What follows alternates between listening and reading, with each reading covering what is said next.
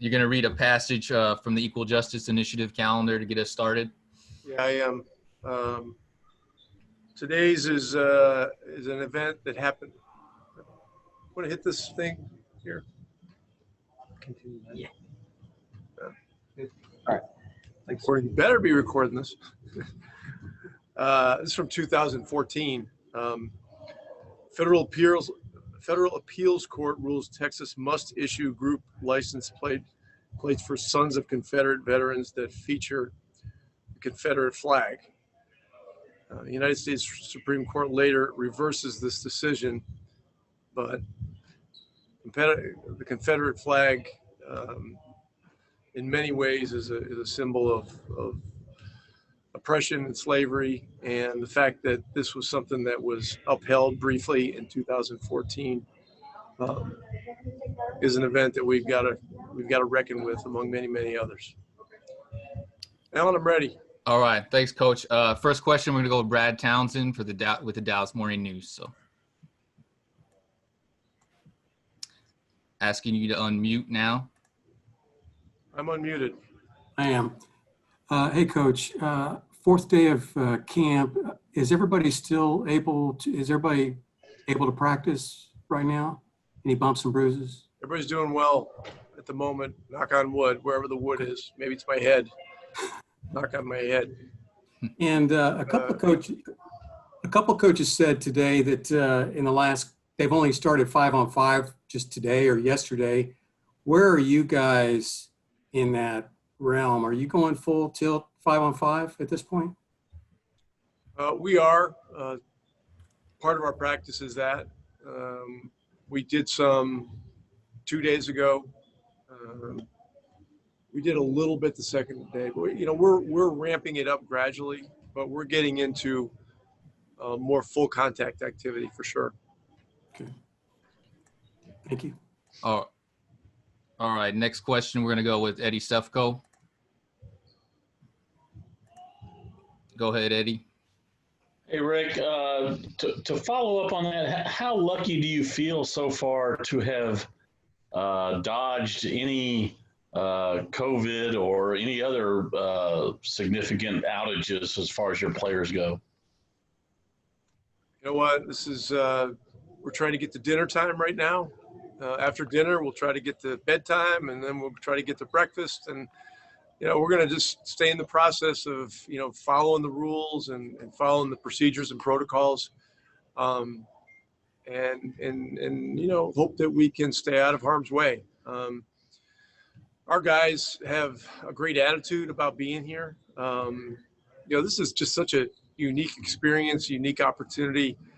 I saw that JJ Barea tweeted something out yesterday about how appreciative he was and our players are for the NBA's efforts. I mean, they're bending over backwards to make things comfortable for us, to make things, as much like home as they can be. And so, it's a long jaunt, but it's kind of like going to basketball camp, except you're in a world-class resort and you've got people waiting on you hand and foot trying to make things good for you every day. So we feel very fortunate. Also, how did the golf game go yesterday, and are your pockets full? Well, funny you should ask that. We had a match that was close on the front. Darrell Armstrong and I played Barea and Curry, and we were up pretty big going into the last hole, and then they decided they wanted to let it all ride on the last hole.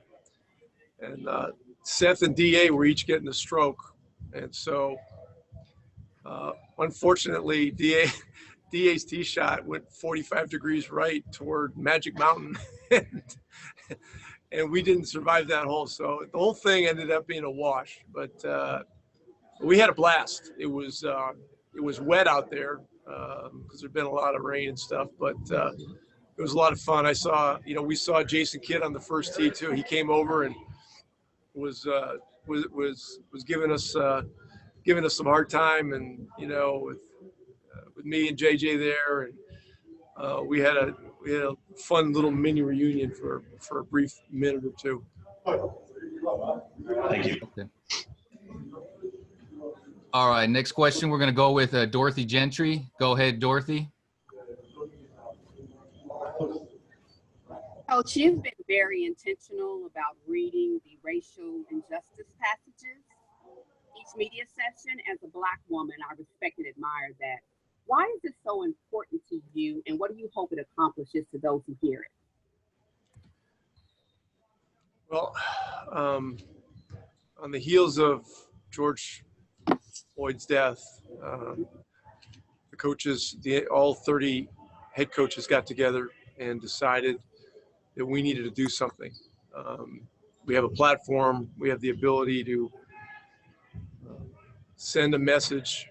We have the ability to educate, to teach. As coaches, we are teachers. And so we formed a committee led by Lloyd Pierce, coach of the Atlanta Hawks, a committee on racial injustice and reform. And the committee met for several weeks. And we came up with an initiative for all of our head coaches and assistant coaches as well, NBA coaches for racial justice. Nationally, we're under the umbrella of the Obama Foundation and the Equal Justice Initiative, led by Brian Stevenson. Now, the readings that I'm doing every day are from the Equal Justice Initiative calendar. Every day of the year has some anniversary of some event of racial injustice or systemic oppression. And a big part of, making progress in these areas is to talk about things that have happened, to reckon with the past, and to educate people and keep the conversation going. And so that's what we're doing. We're committed to it. We're using this as a platform down here, and we're going to continue to be vigilant about it. Thank you. All right, we're going to go with Dwayne Price. Last question, I believe. Dwayne? Rick, I was writing something on Justin Jackson. What are you looking for from Justin when the season restarts later on this month? Well, we need him. And, he's had a very good year. He's had some stretches where he's played great basketball. We're going to need him as a two-position player. His offensive skill set is very unique for a guy 6'8". The way he moves, the way he passes, cuts, he shoots the ball great. His floater game is really one of the best maybe I've ever seen in 35 years in this league. And he's a great team guy. And so, he's a really important guy for us. Gives us length defensively. He's going to be a real key guy off the bench. And I really like where his game is right now. He's one of the guys that worked really hard during the hiatus when the gym opened back up. He was in there every day, busting his butt, both on the court and, voluntarily with the weight room and our conditioning people. So, he's going to be a big part of what we're doing here. How much did his defense improve as the season went along? Well, when we got him, a year and a half ago, he was, we considered him a very good defender and an underrated defender. And, as this year's gone on, the strength and weight that he added over last summer, I thought really helped him. And so, again, his ability to play multiple positions is a real key thing for us. I mean, he has the kind of skill set for a guy that size where he could even play point guard if we got a real bind. I mean, he's that good handling the ball and passing and understanding things. So, we need him in a big way. He's had 4 really good days of a camp, and so as we move forward, he's going to be one of our key guys. All right. Thanks, Rick. All right. Thanks, Coach. Appreciate the time. We'll talk to you tomorrow, okay? Thank you.